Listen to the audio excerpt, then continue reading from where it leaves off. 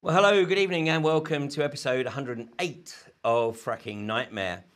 It's been a few weeks since we've been down in the studio here in Plymouth, and for those of you who have been following what's going on, obviously things are starting to escalate big time, and I know that many of us were actually hoping that Theresa May might actually have had the courage to put into her Queen's speech, which was somewhat truncated from the original, I gather, but actually put in there that she was going to outlaw unconventional gas exploitation.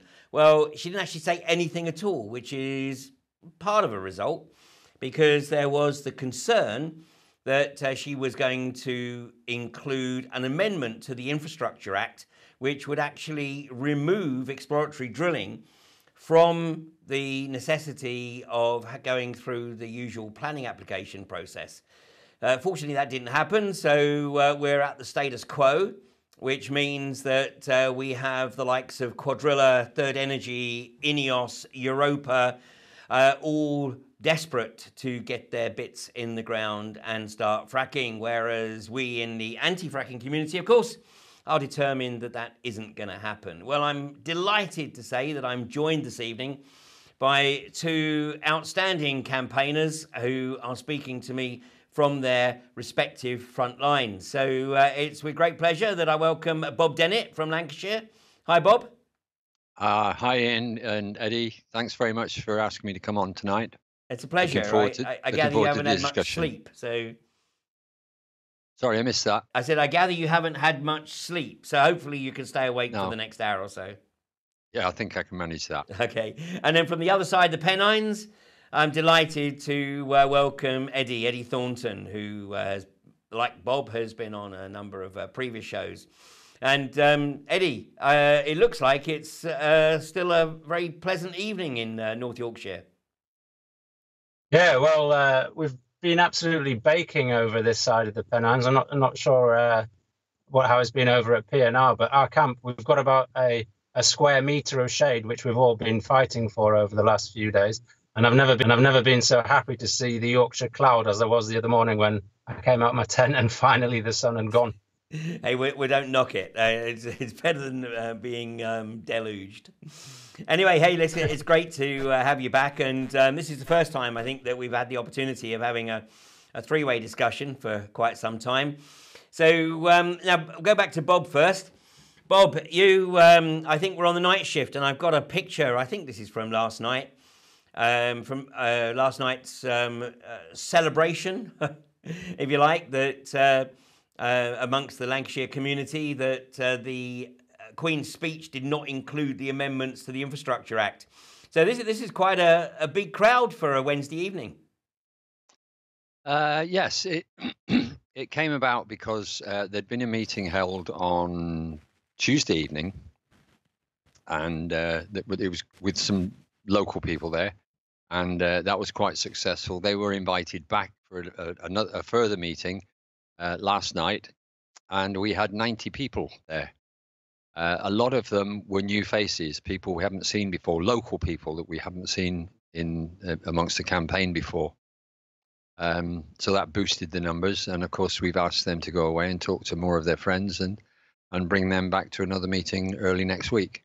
Well, I mean, do you think this is partly due to the fact that the rig has, or at least the spudding rig, is on site? This is a relatively small rig. It's only about 12 meters in height, but nonetheless, you can just see it in the sort of background there towards the right hand side of the picture on the screen.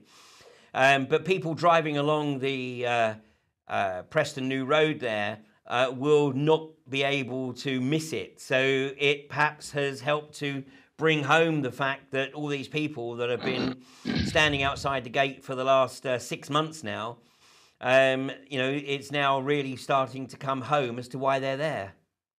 Yeah, I think the people that the new local people that have come and joined us have been keeping their eye on Facebook and seeing what's going on, and with a bit of encouragement from one of our members, they've decided that the time. In fact, some of them did say this last night. they've decided that the time has come to join this fight, because they realise that we're at the very much, in fact, we're past the 11th hour, and we're kind of expecting the rig to come in sometime during this coming week. This coming week. Well, if that happens, then obviously this won't be your reaction.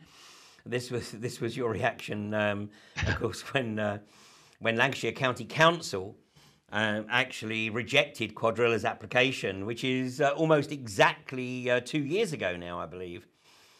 Yeah.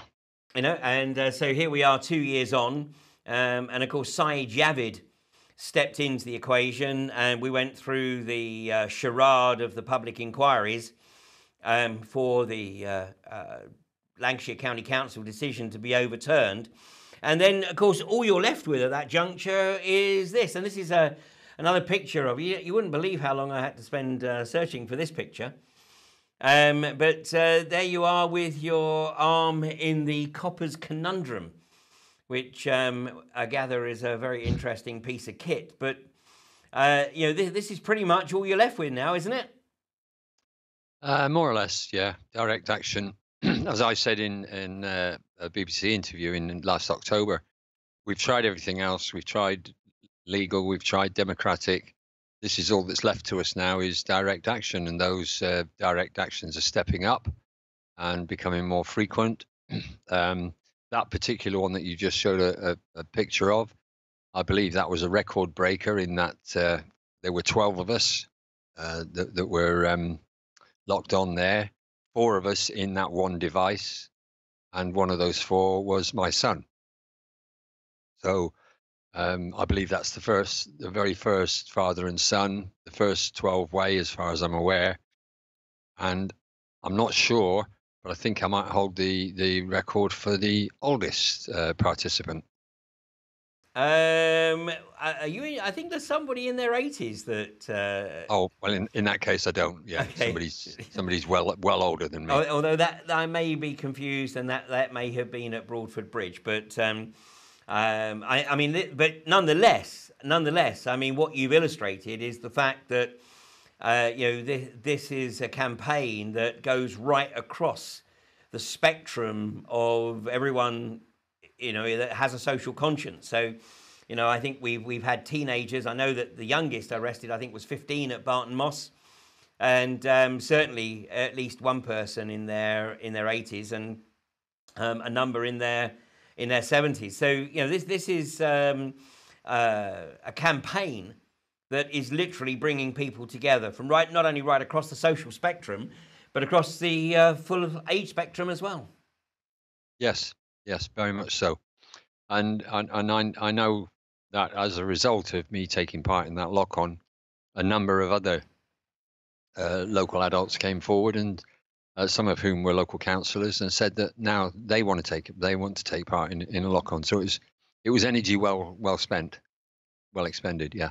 Now you've been on this campaign for what, 6 years now, basically, ever since the seismic events were triggered by Quadrilla back in 2011. Yeah, just about a month short of 6 years. I've been fighting fracking. And go on. And there were very, very few of us right at the beginning, but then of course Quadrilla messed up, as they have done on every single well they've drilled. They messed up on Anna's Road, and they were refused permission to re-spud without an EIS, environmental impact assessment. So they went down to Balcombe, and that was the best thing that ever happened for this movement, because it then opened it up throughout the country, and groups started forming all over the UK, and it just blossomed from there. I believe it's one of the fastest growing movements in protest movements in British history. I believe that is the case, and of course that continues to grow. And of course the similarity with what's about to occur and Balcombe probably will not have escaped Quadrilla, and that is that you know, Quadrilla started their work at Balcombe just at the start of the school holidays, and it looks as though they're about to repeat that mistake once again. And of course, that brings a whole bunch of other people into the equation. And, I know already that there are people who are planning to come up to the camps at Preston New Road during the course of the school holidays with their kids. And, they are basically determined to participate in whatever way they can in being as big a pain and thorn in Quadrilla's side as is possible. So, it seems that Quadrilla don't actually learn, and they're just trying to repeat the behaviour all over again. Mm. Well, you made a comment earlier on a few minutes ago about almost a year since the no decision was delivered by Lancashire County Council. It's actually 2 years. 2 years. Yeah, it's actually a week today that decision was made. I wouldn't put it past Quadrilla to bring that rig in on that date, just to stick two fingers up to us. But as you have just quite rightly said, the school holidays will be starting approximately 2 weeks after that, by which time we will have reclaimed the power over here, doing a series of trainings and workshops, and hopefully some direct actions alongside us, with us, cooperating with us. So we're looking forward to quite a fun and exciting July. Well, what is interesting as well, of course, is that the police behaviour at Preston New Road has been totally outrageous. We've covered this on previous episodes, and as I've made the observation, I have been manhandled more by the police at Preston New Road than I have anywhere else in the entire campaign, and it certainly seems that the Lancashire police have been instructed by their commissioner. And as we know, the assistant commissioner has been very much involved in anti-protest activities for best part of 2 decades now. This is Amanda Webster, of course, and the instruction to Lancashire Police is pretty much do whatever it takes, but it's not going all their way in the courts, is it? I think you have still your case to be heard, but I gather that there was a lock-on trial 2 days ago, and the decision was no case to answer. That's correct. We're not sure why yet. That decision was sent to the solicitor by email, so he hasn't had a chance, or we haven't had any feedback from him just yet, because the decision was delivered yesterday. But there are also 2 other no case to answer. One of whom was for swearing at the police, and the other one was for threatening behaviour, which they reduced to a public order offence. And then when the 2 guys got in the dock, it was strange, really, because it's a single person dock. But they were both stood in there, and the judge delivered a no case to answer to those as well. So that's 8 people this week have had no case to answer. And was that at Blackpool Magistrates Court? Yes. Okay, well, it'd be very interesting to get that result. So that's a good opportunity for me to switch over to Eddie in North Yorkshire. Let me just bring up a picture here. You're sitting inside, I think, one of the caravans there. This is a picture from earlier in the year when it was still necessary to wrap up against the weather. And there's a bit more foliage on the trees now, but it's a very pleasant location at the moment, isn't it? It's beautiful, absolutely beautiful, and it reminds us why we're here, to see all the trees and the hedges greening up and stuff. This is our land, and it really reminds me why we're here to protect it. Now, Eddie, you just heard us discussing about the no case to answer verdict for one of the lock-ons, but this is somewhat in contradiction to your recent experience. Yeah, I have to say I'm a little bit jealous, because we were arrested doing exactly the same thing. I believe the same part of the Public Order Act, Section 14, and we 4 were found guilty by the same judge a couple of weeks ago. So I would be really interested to find out on what grounds the Crown Prosecution Services believe there was no case to answer, and I wonder if that would help us when we take our appeal to the High Court. Well, I'm sure it will. I'm absolutely certain that it will. And so it was Judge Brailford again, was it? I believe that same. Sorry, go on.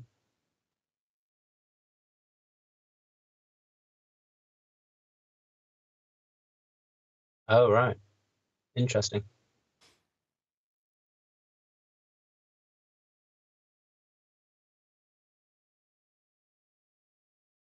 That sat on that said that he was going to handle all of the anti-fracking trials in Blackpool, and then the next trial that I went along to, it was a different judge, and the second judge is the one that was presiding over your trial, but the original judge is back, and the whole dynamic seems to have changed. So fingers crossed, this guy is taking a different view of things, and we might see some more of these no case to answers, or even some not guilties. Well, let's hope so. So you guys are definitely going to appeal, right, Eddie? Yeah, I believe that's the case. We're still talking with our legal team, but I know that one of our number is very determined to take this all the way to the High Court, and we're not too worried about if we fail with that appeal to set a precedent, because the police don't actually seem to be using this Section 14 anymore for making arrests. They seem to have moved on to this Trade Unions Act, and also they're using obstruction of the highway a lot.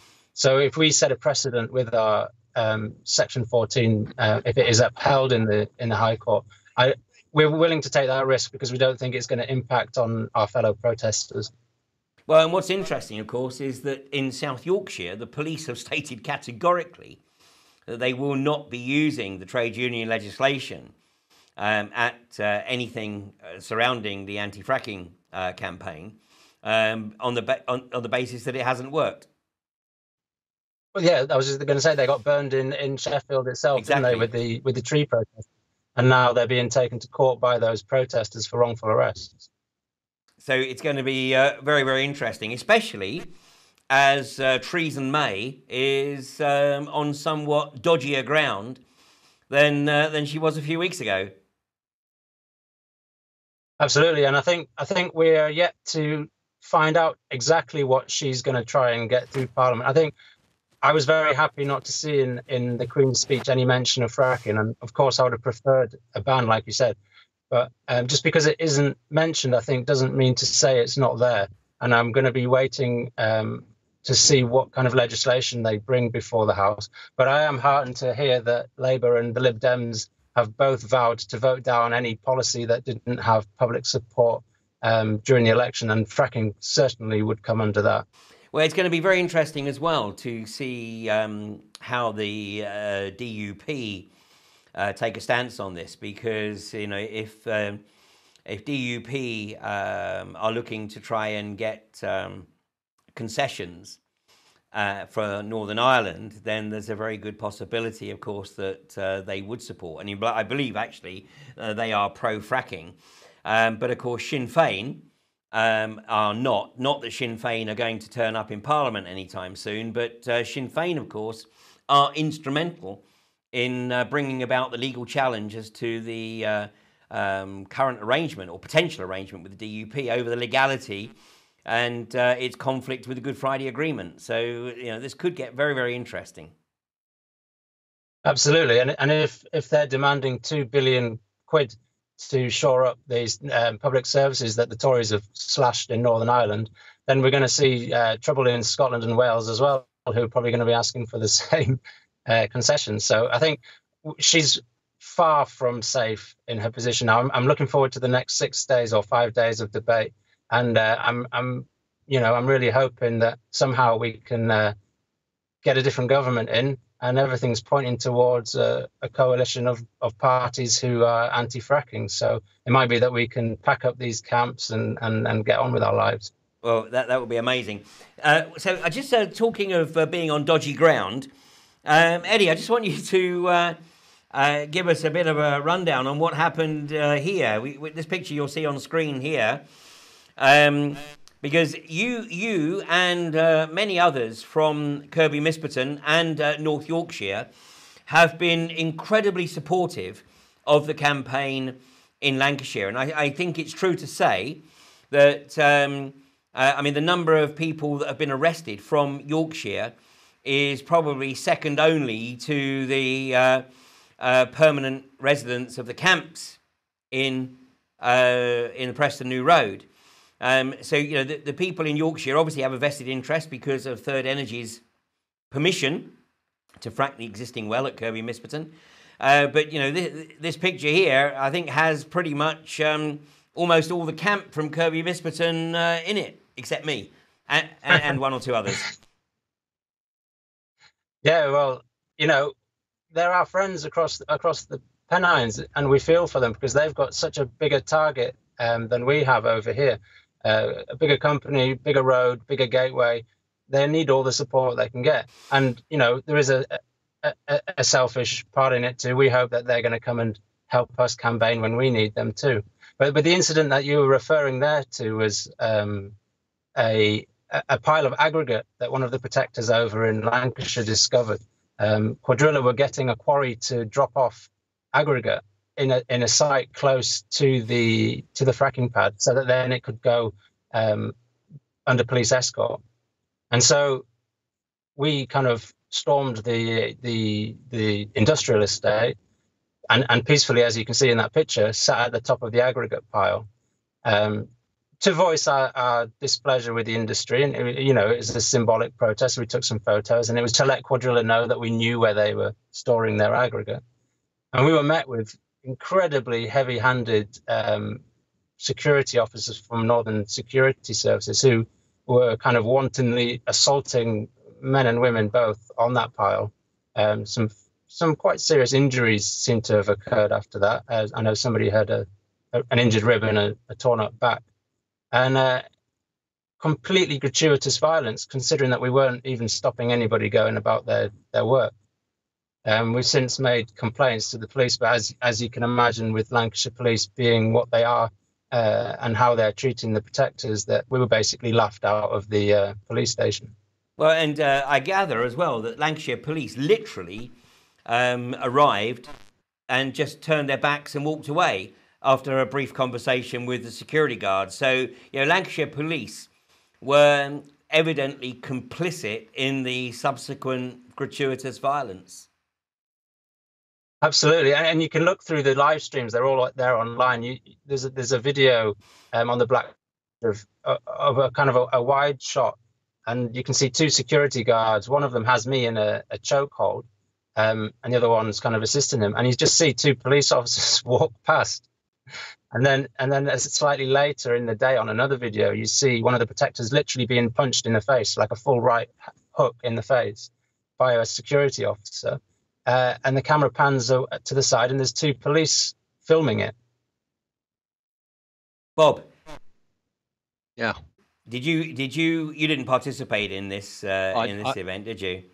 No, I was unable to participate in it, but I do believe, Eddie said he feels that the Lancashire Police just walked away from the complaint, but I have been told that the police had words with Quadrilla and the security company and warned them that if there is any such practice in the future, that they will both be prosecuted. So I don't think your complaint, Eddie, was entirely ignored. Well, that'll be interesting, won't it? I wonder if the advice extends to the police officers on the front line at PNR as well. No. As you know, the OSU or tactical support units are fairly thin on the ground, so they're importing them from other areas, and we rarely see the same crew outside the gate 2 days in a row.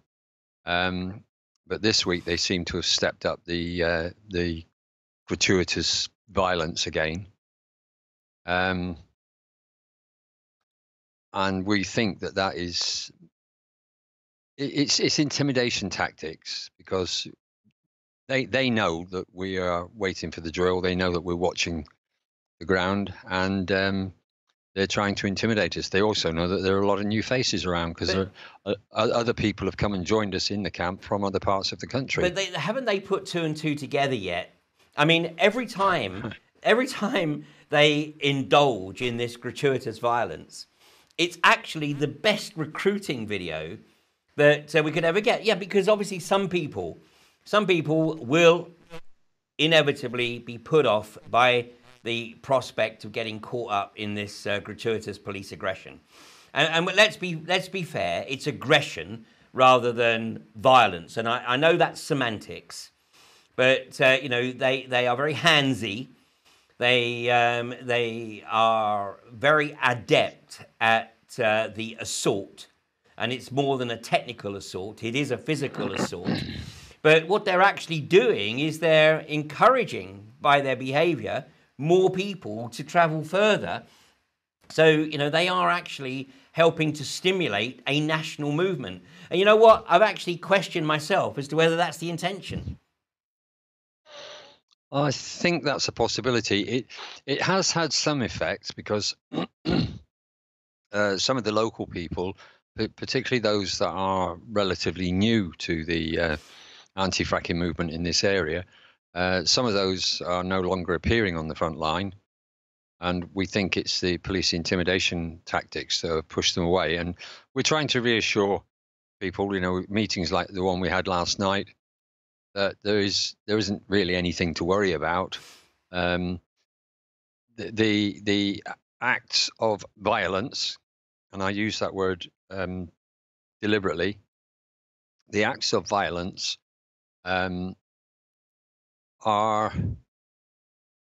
few and far between of real physical violence. I mean, we've had injuries. There's been a local councillor, in fact, 2 local councillors have been injured. There was one young man had his wrist broken, and we also have the issue of we have a protester with us who's wheelchair bound, and he's been targeted on numerous occasions by both the security, well, in fact, by the security, by AE Yates employees, and by the police. Basically, the police don't want him there. That's bad PR for them. So they don't want this guy appearing in videos and in the media. And I think they tried to intimidate him. They've caused him a few injuries, and he's put his complaints in, and those complaints are being followed up. And but then they're not going to frighten him away from the front line. Well, the reality is, but I mean, the reality as well is that the greater the numbers there, the less likelihood there is that the police will keep resorting to the gratuitous aggression. I mean, they work on the basis that, I mean, you know, 80 odd people there last night or so is a fantastic turnout. And I'm absolutely certain that as and when that rig does manifest, then the numbers are going to increase very significantly, especially as it's going to coincide with the school holidays. So, yeah, Eddie, what would your counsel be? Because you're tripping backwards and forwards across the Pennines to lend your support to the guys at PNR as much as possible. What would your counsel be to people watching this from elsewhere in the country who are thinking, oh my God, you know, maybe I shouldn't go there because I'm going to get roughed up by the police? What would your counsel be? Well, I'd say that, you know, we've got about 500 groups now in the UK, large and small. Get together with your group and form a plan. And this month of July would be a perfect time to do it. You've already got the infrastructure there for you with all these workshops and training sessions set up by Reclaim the Power. And so you just choose a day and claim that day, get your minibus or go in a convoy of cars and go over. And you don't have to just jump straight into the action with a lock-on tube. You can stand at the other side of the road, which seems to be an acceptable place for the police to tolerate protest. And then when you're comfortable, walk across the road and join the throng of people. And like you said, Ian, once you've got over a certain amount of people, and, you know, it's between 50, 80 people, the police will walk away because they don't have the power or the the numbers to tackle that many people. And this is really important that we stop the Preston New Road site, and all the groups who are sitting at home raising awareness in their local communities for when the drill comes to their community. Come and stop it in Lancashire, and you can stop your work if you want where you are, because we stop this one, we stop it.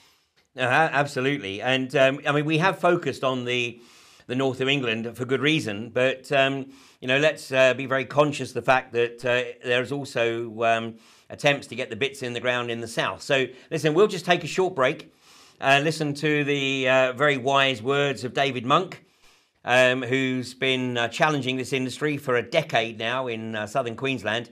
And then when we come back, we'll be talking about what's occurring in the south of England.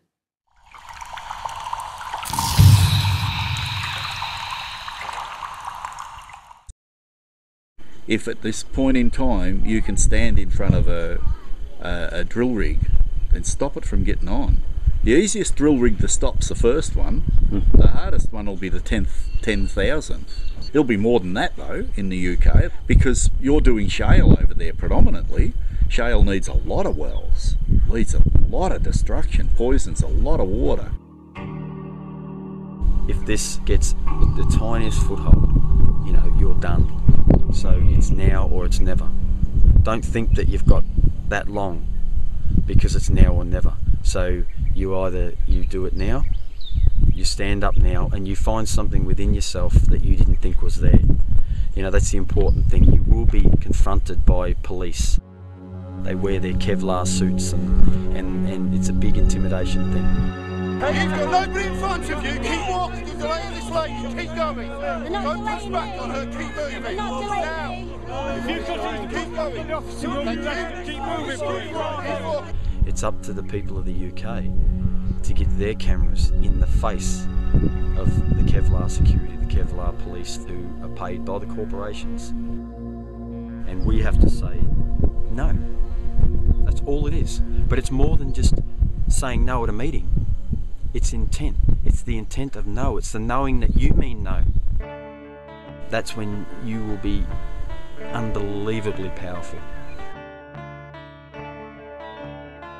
You come out in numbers. If they see your grandmother and the mother and the child come out and say, we are not going to accept this, then they are finished. But that's what it takes. Don't sit back and think that anybody's looking out for you. It's you.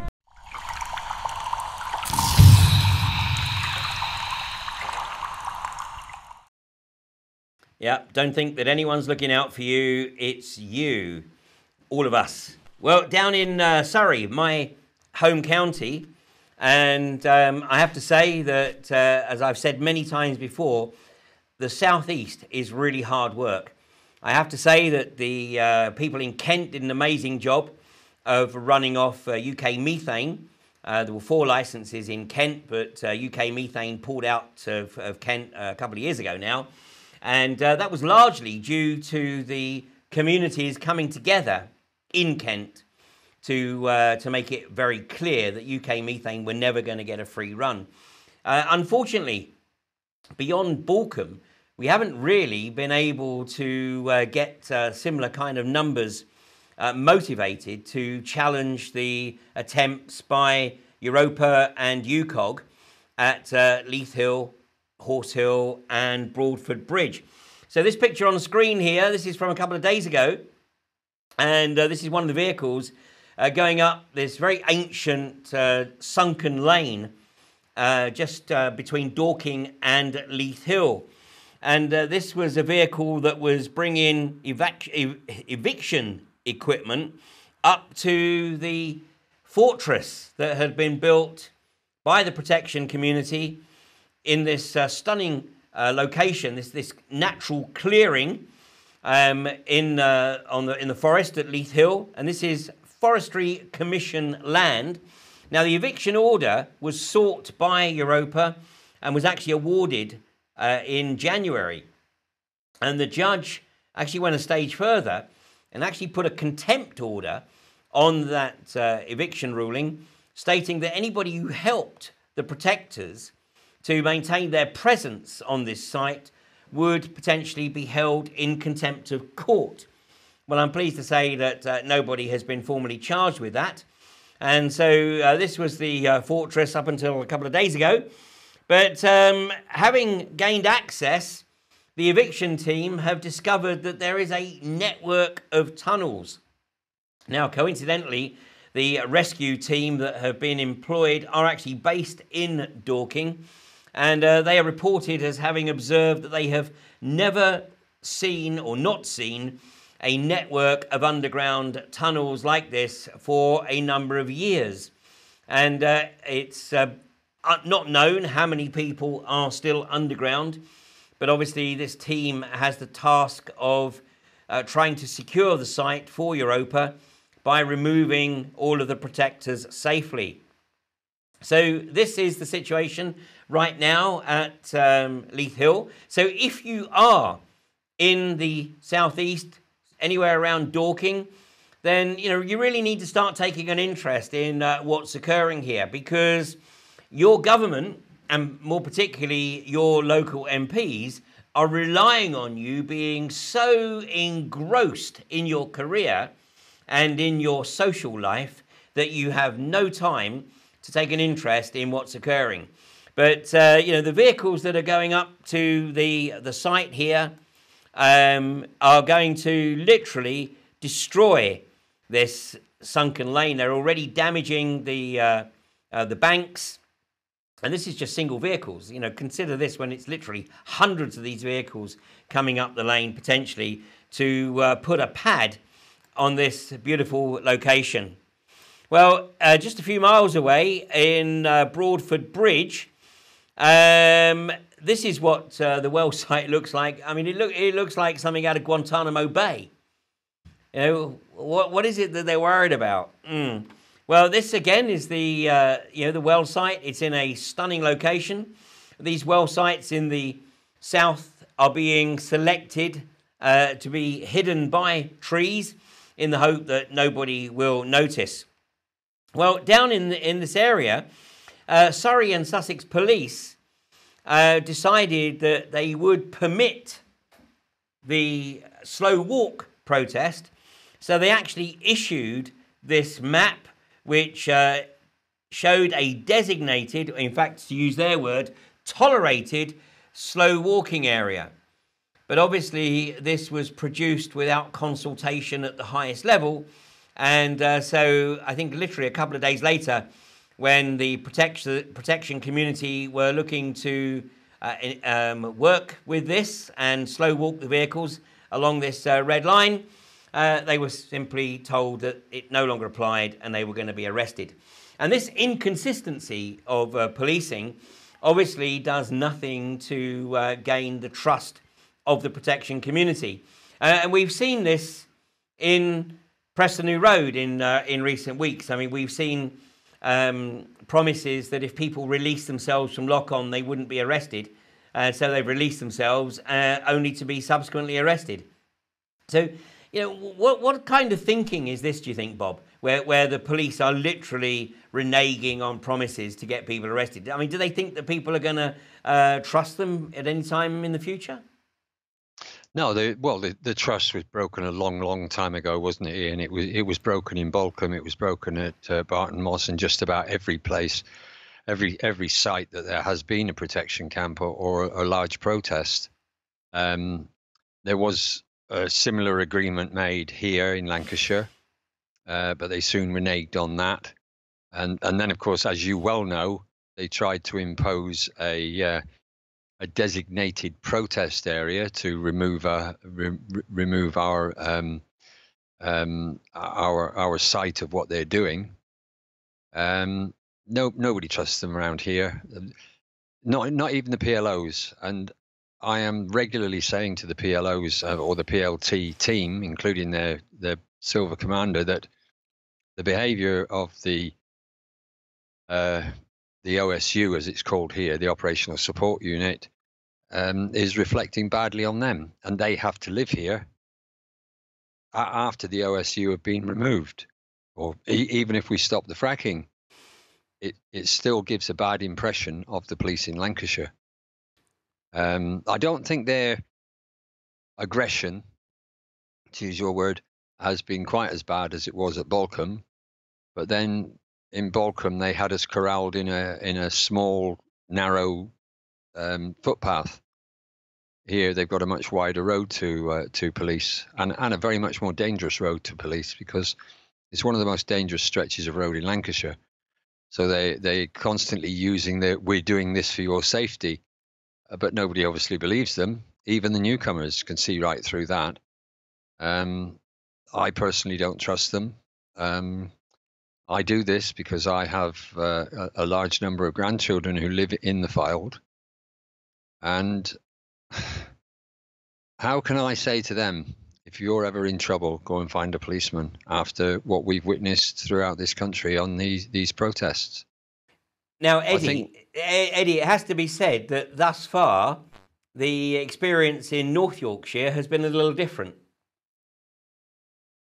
Yeah, and it was funny, the other day, the traffic was in standstill along the road, and we always use that opportunity to go out and fly at the cars, because give them something to read whilst they're not moving. And a police van drove past, rolled down the window, and I thought he was going to tell me to move on or whatever. Took a flyer, and he said, "I'm sorry, we're not allowed to beep at you anymore. We've been told off for doing it," because they used to beep when they went past. And we've had facilitated protest here in North Yorkshire at the KM8 well site when we blockaded it and slow walked the lorries out. I think it was a 7-hour blockade with a 1-hour slow walk at the end of it. But, you know, I'm under no false illusions that this is going to carry on necessarily when the serious equipment starts moving. And what we've seen from other rural places like this is that it won't be our local bobbies who are going to be facilitating the fracking, if that's what the North Yorkshire Police are going to do. They'll bring in the tactical officers, the riot police from other counties. You know, North Yorkshire is the safest county in Britain, apparently, the most crime-free anyway.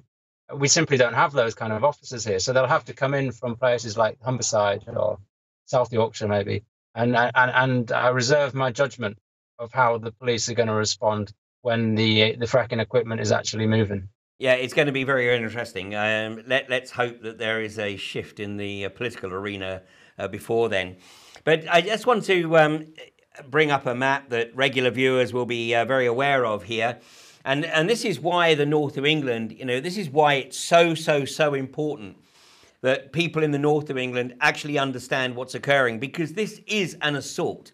In fact, I would go a stage further and say that this is ecological warfare that is being unleashed on the north of England, you know, by the British government.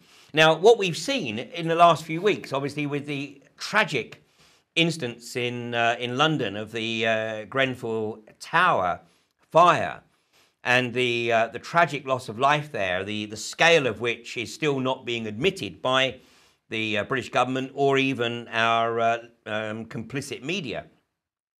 But the reality is that what is proving to be the case is that the British government played down all the risks, or ignored all the risks. They ignored all the advice that they were being given. They ignored the residents' requests for proper fireproofing or proper investigations into the level of fireproofing. Many of those people knew that they were effectively living in a death trap.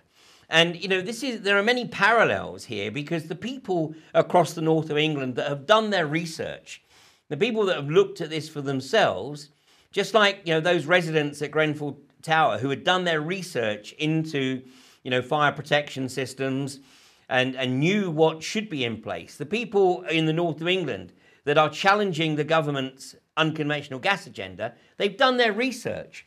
They know exactly what to expect, because, you know, they've seen the undeniable evidence of it elsewhere. And yet we've got MPs, particularly in these constituencies right across the north of England, who are still towing the party line, apparently unquestioningly. And, you know, Bob, in the Fylde, you know, we had a situation where Mark Menzies, who has a pretty checkered history, but we won't go into that. But I mean, he was returned to office with 58.8% of the vote. Now, if this is a genuine vote, obviously the British government and the Tory party are effectively touting this as a mandate for unconventional gas exploitation. And we have a similar situation in North Yorkshire at Thirsk and Moulton, where Kevin Hollinrake took 60% of the vote. So, Bob, first, what is going on here? You just alluded to if this is in fact a true vote. My own personal feeling is that, we know they've done a whitewash on Tory election fraud. My own opinion is that they are fiddling with the vote, possibly using the postal votes. There was a larger turnout at this election, but that I don't see how that could possibly have produced another 5,000 votes for Mark Menzies. But they're doing this in safe Tory seats, and I think that they are fiddling the vote in order to be able to say, yes, we have a mandate because look at these figures. But that's not going to stop us. I'm fairly sure it's not going to stop any other people in the anti-fracking movement throughout the UK, and we're just going to keep piling the pressure on. And the system in Blackpool is breaking. It's absolutely at breaking point. I'm going to speculate that it is possible that the reason they've given these no case to answers is because they don't have room in the calendar. As you're aware, Greenpeace did a lock-on protest a short while ago. They were in court this week and for their plea hearing, and they won't be appearing for a trial hearing until November. My own arrest, which took place on the 8th of May, I've got a plea hearing, and along with the other guys that were involved in it, there's a plea hearing on the 31st of July. So I'm guessing that they won't be able to schedule a trial date for us until early next year. The system is under severe pressure. Well, and will be under increasing pressure because it's not going to slow down any. No, it's not, because we're not going to stop. And I know that, people like Eddie and other anti-frackers around the country are just not going to stop. Oh, I know for a fact that there are a whole bunch of people who are biding their time. Obviously this is the prelims, but once the rig starts moving, then of course the game enters literally a whole new chapter, as it were. So now, Eddie, Kevin Hollinsnake. Now, he got 60% of the vote. Now, I actually have heard the recording of him speaking at the hustings where he actually said, we don't want fracking. Yet that's not what he says, obviously, when he's trotting out the party line. But when he was speaking to the party faithful in North Yorkshire, he openly lied to them when he said we don't want fracking, because he is a bigger cheerleader for fracking than probably any other MP on the Conservative benches. Yeah, I mean, I see him as a very weak and ineffective man. He'll say anything to anybody to get his vote. You said he got 60% of the vote. So would anybody else, unfortunately, in Rydell. It's no due to him. He replaced a very competent MP, Anne McIntosh, who was voicing concerns about fracking. She would have been a much tougher cookie to get this into her constituency. And I think that played a big part in her removal and this yes man being put in her place. Well, he's a yes man on not just this issue, but, he was also one of the MPs who voted to cut the unemployment allowances and disability allowances. he was also one of the MPs who actually voted against. Well, not only was he one of the MPs, he was one of the MPs who's also a landlord who voted against the bill put forward by Jeremy Corbyn last year to make all properties, leased properties, fit for human habitation. And of course, had that bill gone through, then it might just have saved the lives of a few people in Grenfell Tower. But he wasn't alone, because just out of interest, I looked at the list of MPs, Tory MPs, who voted against that bill. And it wasn't just Kevin Hollinsnake. It was Robert Goodwill, who is the MP for the Scarborough area, which, of course, is also being targeted. And Greg Knight, who I believe is East Yorkshire, I think I'm right in saying. And Syed Javid, of course, who is the Communities Minister. I mean, Syed Javid desperately trying to deflect attention on himself after Grenfell Tower by instructing the leader of Kensington and Chelsea, the chief executive of Kensington and Chelsea Council to resign. But nonetheless, I mean, it just goes to show, the calibre of these people. And it just goes to show that basically nobody should trust anything these guys say, because they will blag, they will lie, and even when things go seriously wrong, like Grenfell Tower, they will just do this and point the finger at anyone else other than themselves. So, hopefully, we are going to be looking at another election in the not too distant future. And unfortunately, I doubt whether these two, with their massive majorities, are going to be unseated. But hopefully an increasing number of people will see them for the, politicians that they are. Bob? Sorry. Yes, I think that will probably be the case. People are beginning to see through what's going on. You mentioned Grenfell Towers a few moments ago, and I think that the media and the government have been using Grenfell Tower to hide or to remove the focus from Theresa May immediately following the election and take some of the pressure off of her.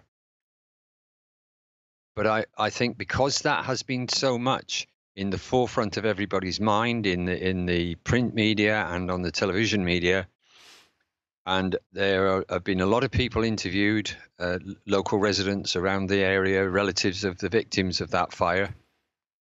I think this may be helping to, it may be helping to people to wake up, because they're seeing through the facade that we refer to as a government, and they're seeing that they're being very blasé with other people's lives, particularly poor people's lives, and hopefully that will continue. That the media focus will continue, and it will wake up a lot more people, and maybe a lot of them will become activists like ourselves and join this movement and some of the other movements that have risen since we had the Blair government, really. Well, Bob, what's happening is people are moving to the alternative media, and what is absolutely fascinating to see is the lamestream media actually taking their lead now from the alternative media.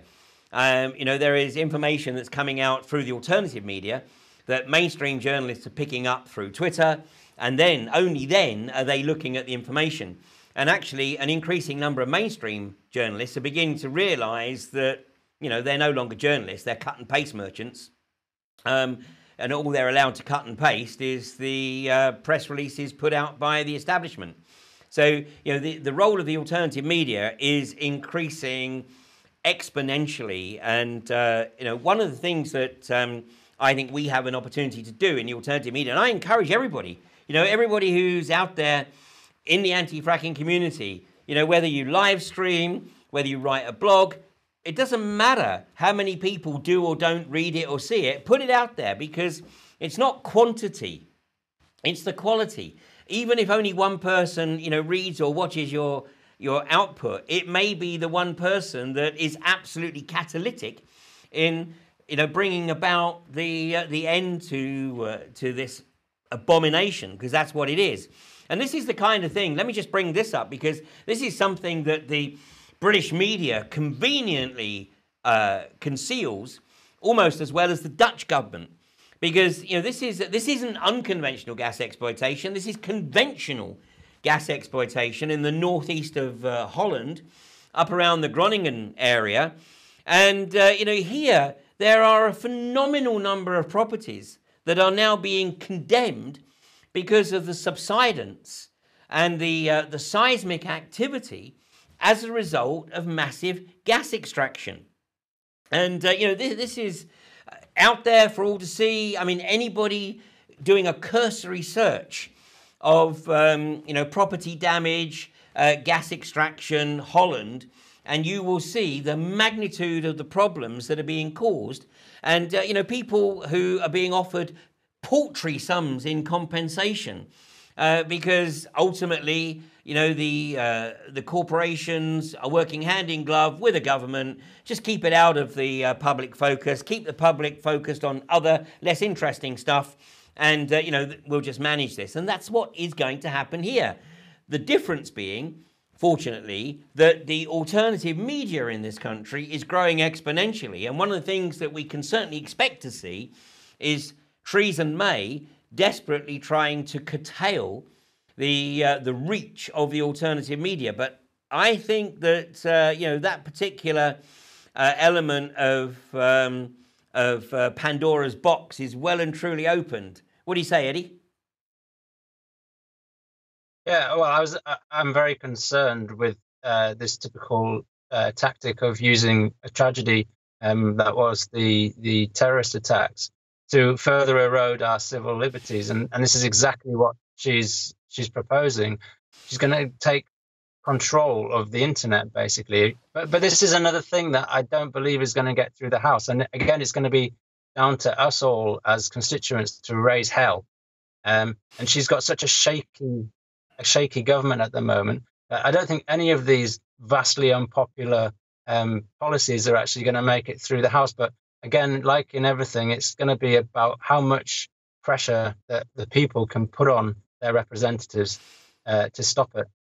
Absolutely. And Bob, one of the elements that I know you've picked up on is the prospect of this being a Trojan horse anyway, so that the unconventional gas industry is simply the vehicle by which the boreholes are constructed for the disposal of toxic nuclear waste. And this is an issue that I've raised now over the past nearly 3 years.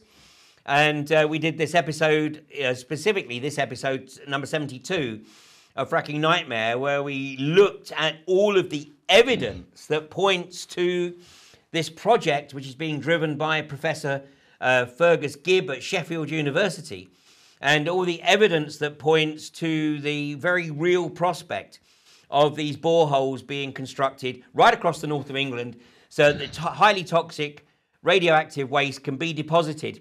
And the purpose of doing it right across the country is to avoid any apparent cancer clusters, on the basis that if you spread it, then there's no clusters. It's just the north of England. And of course, this ain't going to happen in the south, that's for sure. So this will be very much the focus in the north. And, I've broached this subject on 2 occasions with Radioactive Waste Management, with Natalin Ayler, who's the siting manager with Radioactive Waste Management. And on both occasions, it was deer in the headlights moment. Bob, I know you have similar thoughts. Yes, I do. Well, it was as a result of something you pointed me to that I was able to blow the whistle on this on live TV back in 2015. But it seems to have ridden over people's heads. But there's a new piece of information that has emerged. I haven't yet seen the full document, but we know that Quadrilla here in the Fylde have they obtained planning permission to create a further 187 boreholes on the pretext that some of those were going to be for their traffic light system, some for groundwater monitoring, small quantities, and the rest were going to be for seismic monitoring. And we now have some proof, or as I said, I can't substantiate this yet because I haven't seen the full document, that they are working with RWM and using these boreholes and the seismic data they're going to get from the work they're trying to commence here to feed back to the government. So it does kind of look as if they are looking upon the shale in the Fylde as a potential target for their nuclear disposal facility, which will be a network of tunnels and caverns underground, 3-4 miles underground, in which they can store this huge stock of nuclear waste that we've got. And what is interesting, isn't it, is that Radioactive Waste Management will not issue a categoric denial. Even in the public meetings, they would not make a statement to say that, this was ridiculous and it was never going to happen. They just actually didn't say anything. Now, guys, we're out of time, but I just want to show a couple of things here. This is the depths to which UCOG have sunk recently. And this was, it wasn't an article, it was actually, I believe, paid for advertising. But in the text, talking about the protection community, it said, this type of antisocial behaviour is an extraordinary waste of precious police resources and is solely aimed at preventing us from going about our lawful business. Given recent events in Manchester and London, these people should realise that the police have far more pressing calls on their valuable time. What a disgusting piece of rhetoric. Well, you know what? It may be lawful to you, but it's not lawful to us. And the protection community will do whatever it needs to do to raise awareness of the ecological tragedy that you guys are determined to bring about to this country. And we will name names. We will keep naming the names because it is the individuals, not the logo, that are responsible for this. So, I hope that this will be subjected to a considerable number of complaints to the Advertising Standards Authority, because this is totally unacceptable. Meanwhile, one of the things that we've also talked about on Fracking Nightmare on many occasions is the phenomenal usage of fresh water that this industry needs to be able to do what it does. And this is from, I believe it's tonight or last night's Yorkshire Evening Post. And this is Yorkshire residents urged to shower together due to increased hot weather water usage. And in the article it said Yorkshire Water says thirsty residents used an extra 125 million litres of water each day last weekend, a 15% increase on the average. Neil Dewis, head of water production, said we saw a huge spike in demand last weekend, which has continued into the start of the week, presumably as people filled pools in their gardens and took showers due to the lovely weather. Well, 125 million litres is a small fraction of the amount of water that this industry needs to conduct this agenda. So where the hell are they going to get it? What are they going to do? Ask people to shower, not just in twos, but the whole family shower together? And I'm sorry, Ed, as much as I like you, you are not getting in the shower with me under any circumstances. So this is ridiculous, isn't it? I mean, this water usage, which, we keep trying to raise and which the industry tries to dodge at every possible opportunity. And yet here it is, prima facie evidence that Yorkshire Water has concerns about its ability to supply the residents and the businesses, the existing businesses in Yorkshire. And yet it wants to embrace an industry that is not only going to suck its resources, but also take those resources and turn them into something that is totally unusable and therefore lost to the system. Ed? It's absolutely bonkers. It's bonkers. I mean, we've tried to engage Yorkshire Water for 3 years to come and talk to us about what they think the impact is going to be on them. And they've flat out refused to engage. Or if they do speak to us, it's with platitudes. But, we regularly get hosepipe bans during the summer over here. Although it rains a lot, we don't have very good water storage. And it's crazy to think the amount of water that this industry is going to be not only using, but taking out forever of our system, because they equate it to the same amount of water that might be used on a golf course or a farmer irrigating a certain amount of fields. But that water will then percolate back into our drinking system. But when you mix the water with the fracking chemicals, the sand, and then pump it under high pressure into whatever else is down there, and what comes up is not then returned to our fresh drinking water, so it's out forever, and that's terrifying. No, it really is. It really is. And anybody who's driven across the Pennines in recent weeks, and the last time I did this was a couple of weeks ago when I drove from Lancashire across the beautiful A59 route through Harrogate and over to Kirby Misperton. And every single reservoir that you pass is seriously depleted. And, we don't have hosepipe bans yet, but if this weather continues, then that's an inevitability before the end of the summer. And yet this is an industry that literally wants to bleed this country dry of its natural water resources. Well, we're out of time, but if you do want to learn more, if you stumble across this episode of Fracking Nightmare, then, there is the opportunity. You can go along to the camps at Prestonnew Road or just go down to the gate at Prestonnew Road and you'll learn about community events going on there. Well, we don't have a live well site at Kirby Misperton yet, but that is expected to change in early September, almost immediately after the end of the school summer holidays. But there is a community event at Kirby Misperton. So, Ed, tell us about what's going on at Kirby Misperton Camp. Yeah, well, we've got quite an exciting weekend planned for the 8th and 9th of July. You can see the flyer up there on the screen. We're going to be holding activism workshops. People can come and camp. We're going to have music, entertainment, kids area. We're going to have a wellness area where people can come and have a massage or meditate. It's going to be a great weekend. And we hope that lots of local people and people from further afield will come and visit us here, find out what we're all about, and then pledge their support by joining our red alert system or whatever, so that when we need them, they can come back to a camp that they're already familiar with and use it as a hub for taking direct action against the energy and the fracking industry.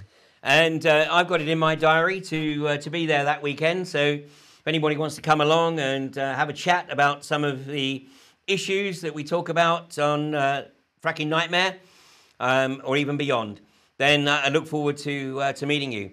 So, Ed, thank you so much for joining me this evening. And I hope that cloud doesn't hang around too long in Yorkshire. I appreciate that you're enjoying a break from 30 degrees of heat. And Bob, I look forward to catching up with you at Prestonnew Road in the not too distant future as well. Thank you very much, Ian.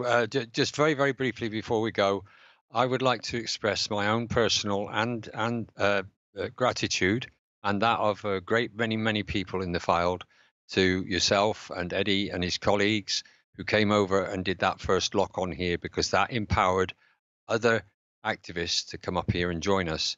And to all the other people who have come from Yorkshire and stood outside the gate, some of whom were arrested for absolutely nothing, for giving us that great support. And you can rest assured that that will be reciprocated when things get to this stage on your side of the Pennines. Excellent. Thank you very much. Thanks, Bob. Thank you. And final word, Eddie? Thank you very much, Bob. And we'll be over as soon as that rig starts moving. Don't you worry, we'll be with you. And we'll be back with Fracking Nightmare, I think, in about 3 weeks. I think on the Thursday after the 8th of July. And no doubt Quadrilla will be somewhat further forward in their quest to frack at Prestonnew Road. But by that time, I hope that the numbers outside the gates will have swelled considerably.